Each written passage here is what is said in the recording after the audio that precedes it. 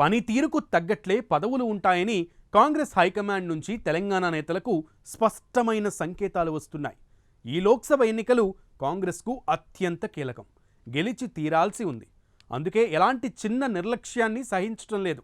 తెలంగాణలో ఈసారి 10 నుంచి 14 సీట్లు గెలుచుకునే అవకాశం ఉండడంతో ఎప్పటికప్పుడు అప్రమత్తం చేస్తోంది. మంత్రుల్ని ఇన్ఛార్జీలుగా నియమించింది. వారి పనితీరును ఎప్పటికప్పుడు మదింపు చేస్తోంది.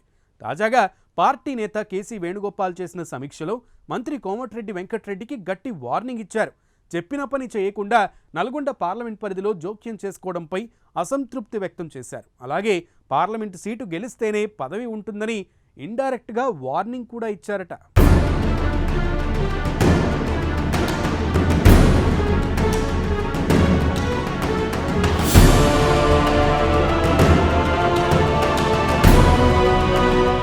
తెలంగాణలో కాంగ్రెస్ మంత్రులకు హైకమాండ్ బిగ్ టాస్క్ అప్పజెప్పింది. కోమటిరెడ్డి వెంకటరెడ్డికి ఈసారి సికింద్రాబాద్ పార్లమెంటు నియోజకవర్గం బాధ్యతలు ఇచ్చారు. దానం నాగేందర్ను పార్టీలోకి రప్పించి పోటీ చేయించేలా చేయడంలో ఆయన కూడా కీలక పాత్ర పోషించారు.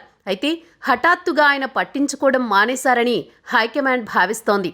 నల్గొండ పార్లమెంటు పరిధిలో జోక్యం చేసుకుంటున్నారు. దీనిపై ఆయనపై మంత్రి ఉత్తమ్తో పాటు జానారెడ్డి నుంచి ఫిర్యాదులు వెళ్లాయి.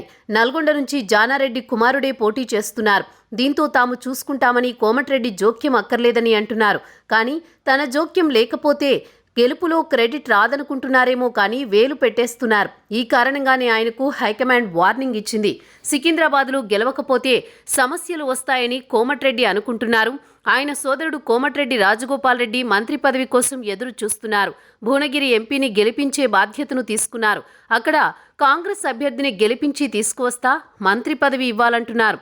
అప్పుడు కోమటిరెడ్డిని తొలగించి ఆయన తమ్ముడికి ఇవ్వాల్సి ఉంటుంది.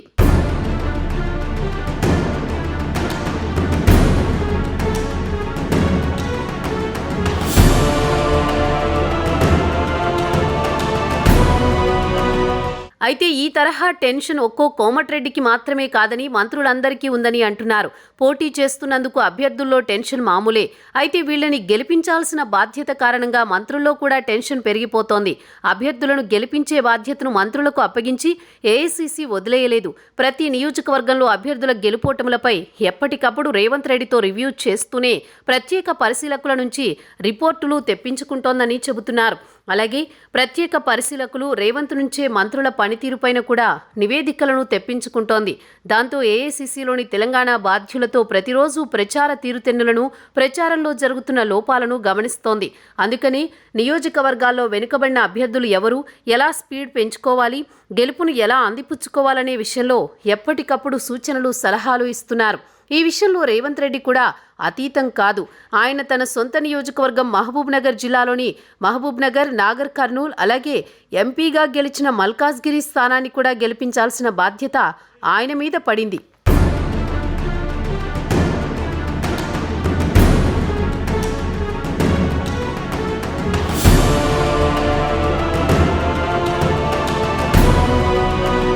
కొన్ని నియోజకవర్గాల్లో మినహా ఈసారి అన్ని చోట్ల గట్టి పోటీని కాంగ్రెస్ ఎదుర్కొంటోంది. నాగర్ కర్నూల్ ఎంపీ అభ్యర్థి మల్లు రవిని గెలిపించడంలో మంత్రి జూపల్లి కృష్ణారావు చెమటోడ్చుతున్నారు. ఇక్కడ మల్లు రవికి బీజేపీ అభ్యర్థి పోతుగంటి భరత్ నుంచి గట్టి పోటీ ఎదురవుతోంది. బీఆర్ఎస్ నుంచి ఆర్ఎస్ ప్రవీణ్ బరిలో ఉన్నారు. కాంగ్రెస్ అభ్యర్థిని గెలిపించడానికి మంత్రి జూపల్లి రాత్రి పగలు కష్టపడుతున్నారు. 7 అసెంబ్లీ నియోజకవర్గాల్లో పార్టీ ఎమ్మెల్యేలు, నేతలు క్యాడర్తో ప్రతిరోజు మీటింగులు పెట్టుకుంటున్నారు. అటు పెద్దపల్లి అభ్యర్థి గడ్డం వంశీకృష్ణ గెలుపు కోసం మంత్రి దుద్దిళ్ల శ్రీధర్ బాబు కష్టపడుతున్నారు. ఇక్కడ వంశీకి కలిసొచ్చే అంశమేమిటంటే తండ్రి వివేక్, బాబాయ్ వినోద్ కూడా ఎమ్మెల్యేలుగా ఉన్నారు. అయినా దుద్దిళ్ల శ్రీధర్ బాబు తానే బాధ్యత తీసుకున్నారు.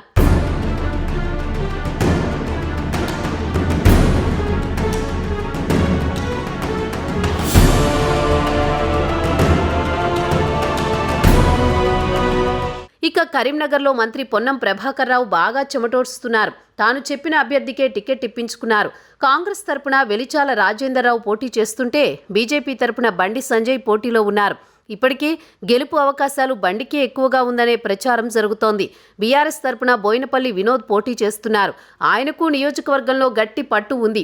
వరంగల్ నియోజకవర్గంలో పార్టీ అభ్యర్థి కడియం కావ్య గెలుపునకు మంత్రి కొండా సురేఖ కూడా బాగా కష్టపడుతున్నారు. మెదక్లో మంత్రి దామోదర్ రాజనరసింహ కూడా పార్టీ అభ్యర్థి నీలం మధు గెలుపు కోసం శ్రమిస్తున్నారు. కాంగ్రెస్ 10 నుంచి 14 స్థానాల్లో గెలవడాన్ని టార్గెట్గా పెట్టుకుంది.